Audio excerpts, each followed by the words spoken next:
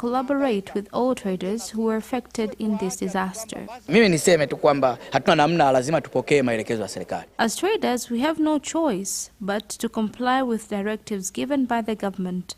Although the directives are painful, if we compare with our fellows who were left with nothing, thus we must agree to move. Lazima tuende tukatekeleze kile ambacho Mheshimiwa Mkuu wa Mkoa amekiagiza.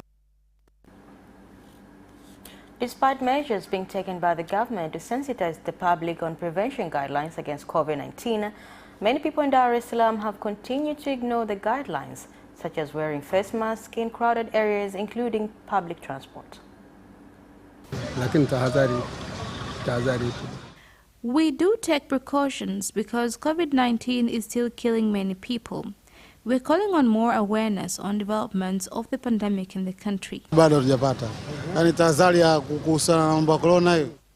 In many buses, people are not taking precautions. We don't wear masks or even sanitize.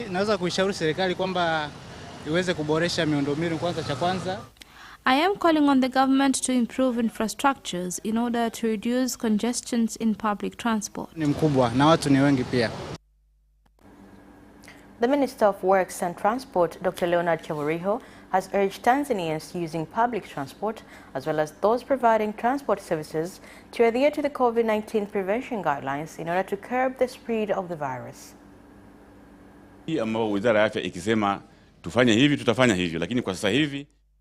When the Ministry of Health provide more directives, we shall do so.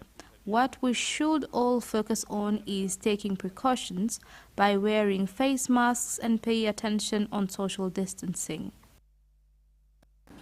President of Zanzibar and the Chairman of the Revisional Council, Dr. Hussein Mwinyi, has received the report on the 2020 general election in Zanzibar from the Electoral Commission by pledging to address shortcomings that had occurred during the election. Mafanikio tumeyasikia. Ni mafanikio makubwa, ni mafanikio. The success is heard. It is a great achievement. The success of having modern ICT structures keeps the Commission up to date. My sincere thanks to the Commission and all those involved in overseeing our election. I congratulate the Commission officials and election stakeholders. It is divided into 7 chapters and focuses on the steps of the entire electoral cycle, focusing on the situation before, during, and after the election. The government has dissolved water distribution company Kili Water, which provides water services in 65 villages in Rombo District, Kilimanjaro region, after failing to deliver clean and safe water to residents. The Minister of Water, Juma Aweso, has directed executives of the new authority to make sure they work with efficiency. I am officially announcing that instead of having Kili Water Company, we shall bring clean water and environment in Rombo. I also urge Kili Water to make amendments in providing their services. We are not chasing you here, but rather we have to make revolutions in providing water services. Honorable Minister, from the past 25 years, the company tried to give water services in different areas, although there was a challenge of high demands in every year following high populations and economic activities. Na tumepokea taarifa hizi kwa furaha kubwa kwa sababu ni jambo ambalo limepiganiwa kwa muda mrefu. Of course, we used to receive water services from Kili Water, although the services were poor in Rombo district. The fact that Water Authority is here to ensure that water services are available to every resident is indeed a good news to us, because services will be provided by a public institution and not by a private company. Kampuni binafsi tena ni chombo cha serikali kinachowajibika kwao. A fisherman from Kanyala, Bushosa Council, Sengerema District, Mwanza region, has been killed by a crocodile while fishing on Lake Victoria. This is the 3rd time the crocodile has injured and killed in the area. Ismaili Nondo inathadikika ameliwa na mamba. Allegedly, Ismail Nondo was eaten by a crocodile. He left for his fishing duties in the evening, In the morning, we received information that Ismail never came back, although his life jacket was found. We really need help. We don't feel safe anymore. We are now prohibiting children from entering the lake, neither to fetch water, nor playing at the shores. People should not play at the lake. As the village government, we continue to warn people not to go at the ferry or even do any fishing activities without taking precautions.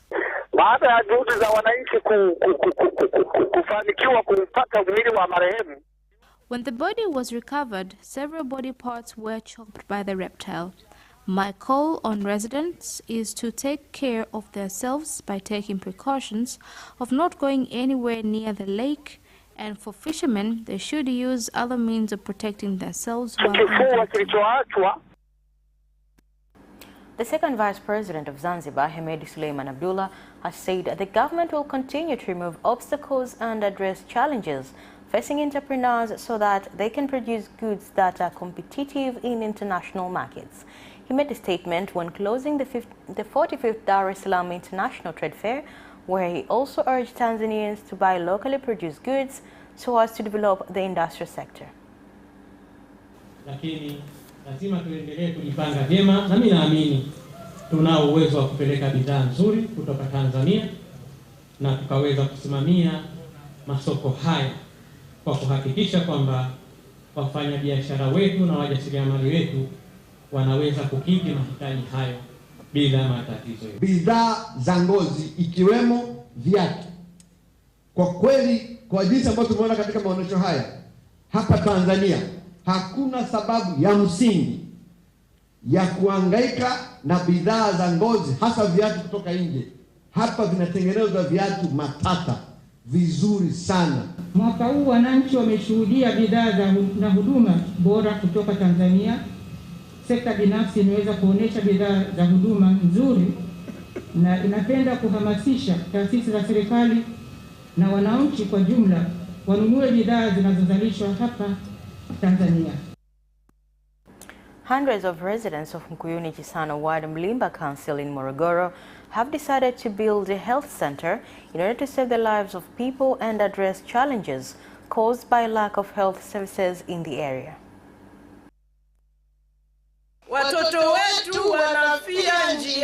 Children and women die on the road because health services are found very far, almost 30 kilometers away. Eneo hili langu la Mkuyuni lina watu zaidi ya watu 4,000. Mkuyuni has more than 4,000 people, whom all of them depend on Mlimba Health Center, which is 30 kilometers away. Plan Care International is there to ensure that men, women, children and elders receive essential services. Indeed, there is need of establishing a health center here, following all the mysteries suffered while seeking for health services.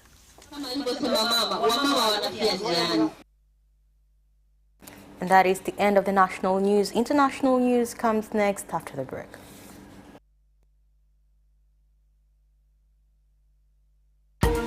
Are you ready for some great news? I'm Christine Mundwa. And I am Eddie Micah Jr. with the brand new DW News Africa, the show that tackles the issues shaping the continent. Now with more time to offer an in-depth look at all the trends that matter to you. What's making the headlines and what's behind them? We're on the streets to give you in-depth reports and insights. DW News Africa.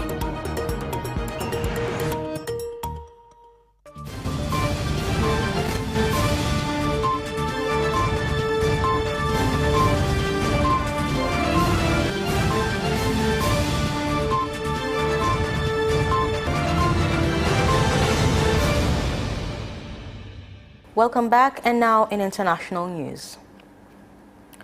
Protesters clashed with security forces in several areas of South Africa, and looters ransacked shopping malls on Tuesday as frustration over poverty and inequality boiled over in the country's worst unrest in the years, with the death toll rising to more than 30. Of the death occurred in chaotic stampedes as scores of people looted food, electrical appliances, liquor and clothing from retail centers. Security officials said the government was working to ensure the violence and looting did not spread further, but they stopped short of declaring a state of emergency.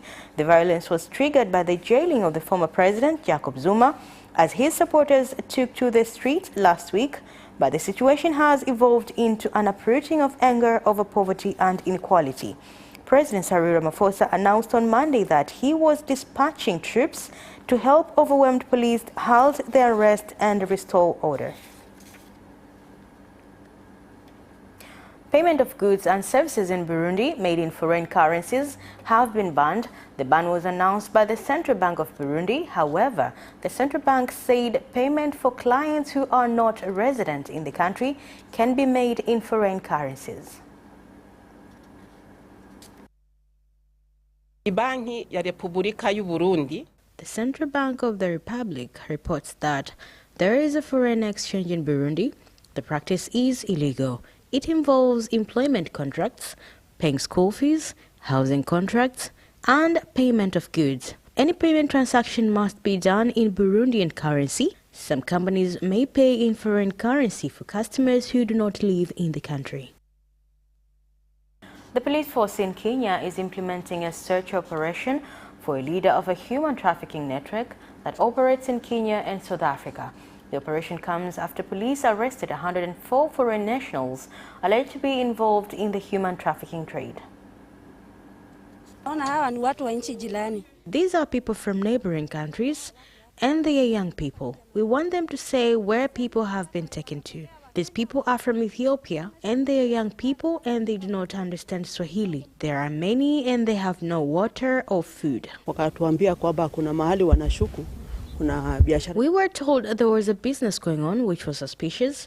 Police officers arrived here, and after a search, we found 104 people. They came from Ethiopia, and we think this is human trafficking business. So we need to do some research to find out who is bringing them and know where they were going. That is the end of international news. Business comes next after the break. Tune in to Business Edition and meet business leaders and experts who keep you informed on business and economic developments taking place in the country, such as tourism, construction, energy, transport, mining, agriculture, communication, banking, real estate, and more. Business Edition on Friday at 8:15 p.m. only on Capital Television.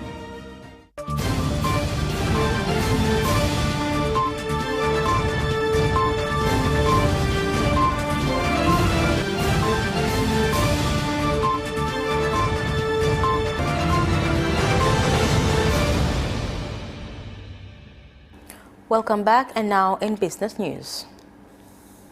Sesame farmers in Ruangwa, Nachingwea and Liwale district Lindi region have continued to enjoy prices for the crop at auction, selling at between 2,554 and 2,577 shillings for a kilo of sesame.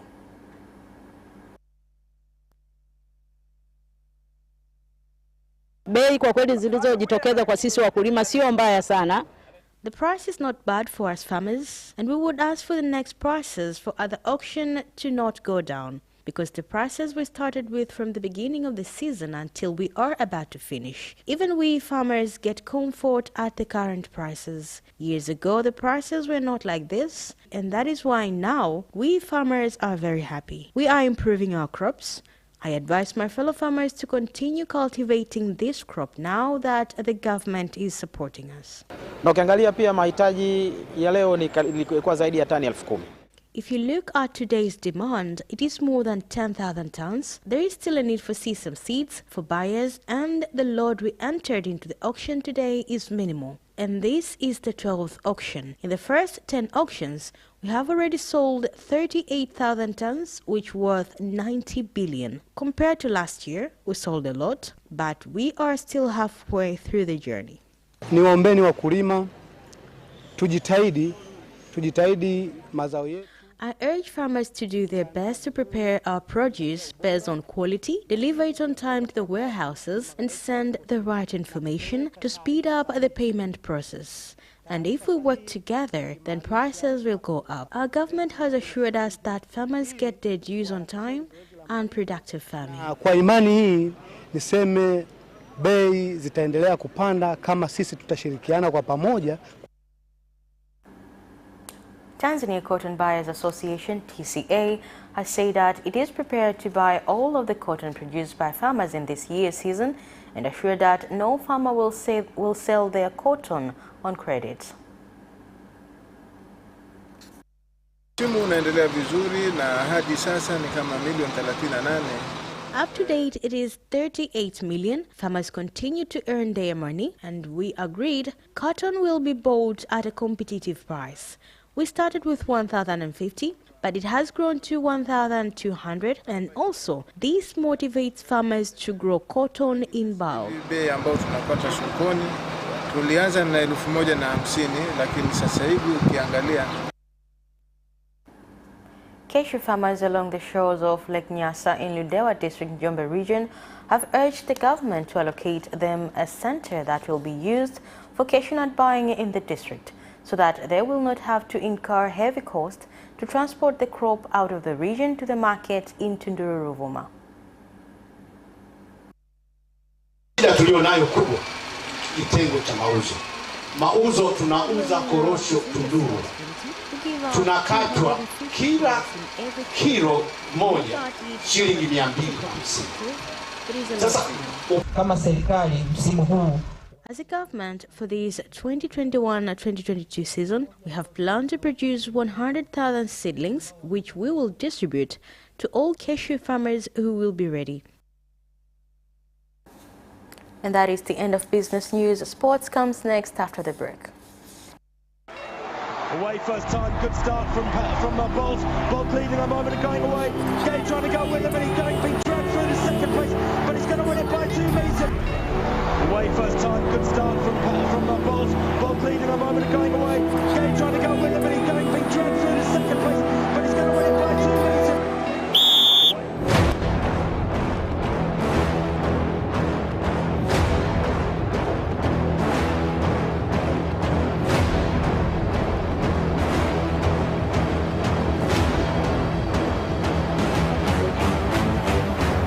Opposition, Joaquinho, he did lose to Lent.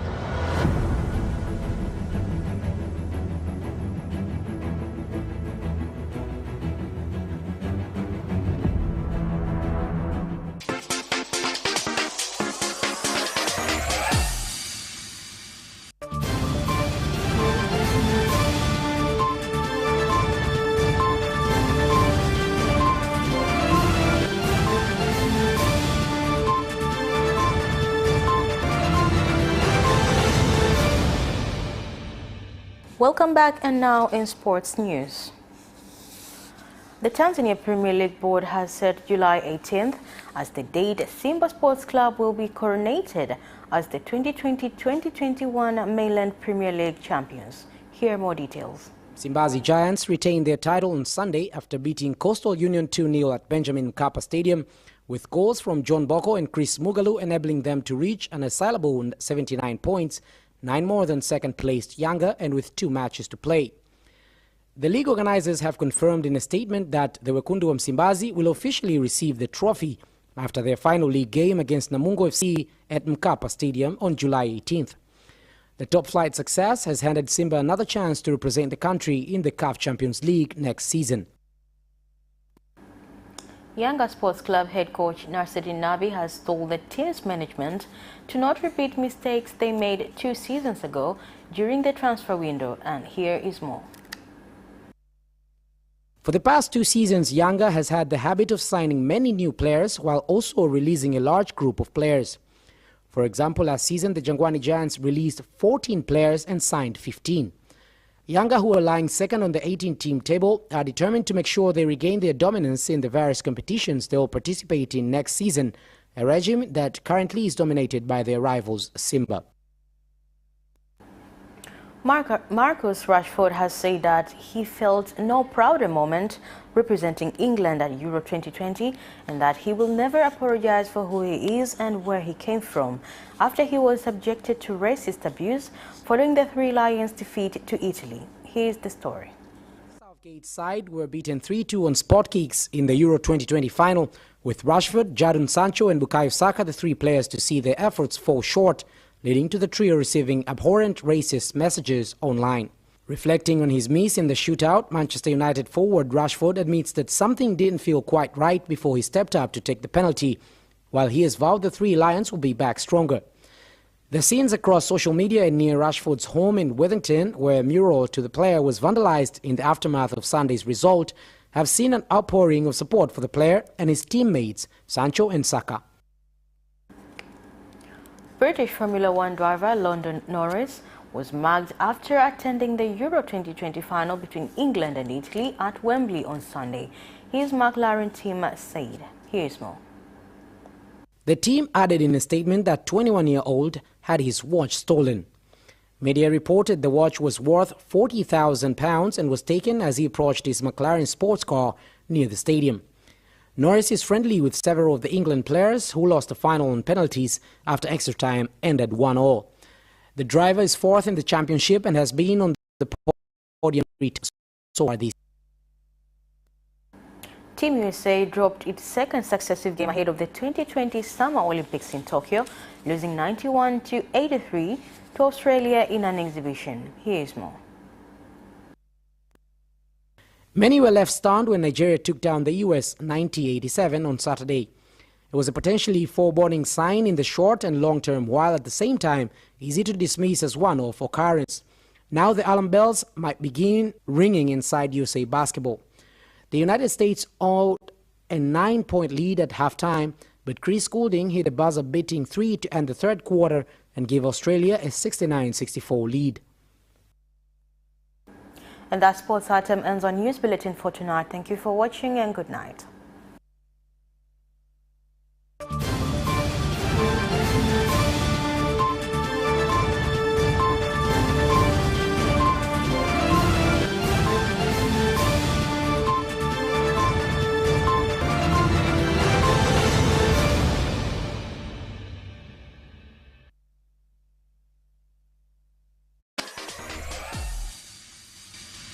You can watch Capital News live on our social media accounts, YouTube Capital TV and Facebook Capital Television Tanzania from Monday to Friday at 9:30 p.m. Don't forget to subscribe and put notification on.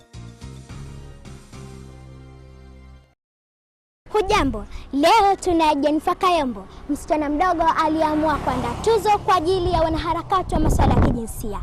Lengo ni kutambua juhudi zao ili kuleta usawa wa kijinsia nchini Tanzania. Mimi ni Hadija Halifa, karibu. Tanzania Feminist Awards kwa ajili ya kutambua mchango wa watu, taasisi ambazo zimekuwa zikifanya kazi kwenye masuala ya usawa wa kijinsia. Ndio kwanza nimefika. Jennifer yuko na timu yake wakiangalia ni namna gani watakavyopata washindi na namna watakavyowatunuku. Twende. Tunaangalia ni mtu apate tuzo mtu ambaye kweli analeta impact katika jamii. Tunaona kazi kubwa imekuwa ikifanyika, lakini watu wengi wamekuwa bado hawatambuliwi kwa kazi nzuri ambazo wamekuwa wakizifanya, hususan katika nchi yetu ya Tanzania. Tunaona tunapiga hatua kubwa sana kwenye masuala haya, lakini bado kama jamii haijaendelea kutambua mchango mkubwa ambao umekuwa ukifanyika. Tumeshuhudia linapokuja swala la wanaharakati wa kijinsia linakuwa na mitazamo hasi sana. Je, imekuwaje kwako? Tuongelea neno feminist, ni neno ambalo kijamii linaonekana ni kali sana, lakini ni neno ambalo linaonekanaga huwa ni watu wa feminist ni watu ambao either wanachukia wanaume ama hawapendi wanaume. Sisi kama Tanzania Feminist Awards Initiative, lengo letu ni kuweza kubadilisha mtazamo wa jamii na kuamini kuwa tunaamini katika usawa wa kijinsia linapokuja kwenye swala la fursa, swala la haki na swala la jukumu, kwamba mwanamke na mwanaume ni watu ambao wako sawa. Na ukiangalia watu wamekuwa wakifanya hizo kazi kwa kiasi kikubwa sana, lakini wamekuwa hawatambuliki ama kazi zao zimekuwa hazionekani, labda kwa sababu wanaishi katika maeneo ambayo hayana social media, au labda ni kwa sababu wamekuwa hawatokei sana kwenye vyombo vya habari. Kwa lengo letu kubwa ni kuweza kutambua watu wa namna hiyo ili waweze kuja na kuona kuonekana kazi ambazo wanafanya. Vigezo vyako ni nini katika kutoa tuzo hizo adhimu na za kwanza Tanzania? Kwanza tutakuwa tuna fomu ambayo tutakuwa tunaisambaza online, watu kuweza kujaza na kutuonyesha kazi ambazo wamekuwa wakizifanya katika kuleta usawa wa kijinsia katika jamii zao, lakini pia tutafanya kazi na mashirika ama wadau